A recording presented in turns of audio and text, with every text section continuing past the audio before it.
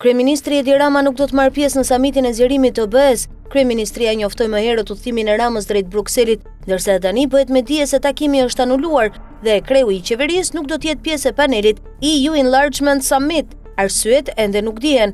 Pritej që Rama së bashku me kryeministrin e Malit të Zi Milojko Spajić dhe kryeministrin e Maqedonisë së Veriut Christian Mickoski të diskutojnë përparimin e gjuhës angleze dhe sfidat e procesit të integrimit. Samiti bashkon liderët e antarëve të huaj dhe kandidatë të OBE-s për të diskutuar mbi të ardhmen e procesit të integrimit evropian. Ky takim synon që të përforcojë zërat e vendeve kandidate në një moment kur presidentja e Komisionit Evropian, Ursula von der Leyen, ka rinisur procesin duke riemërtuar zgjerimin si ribashkimi i Europës.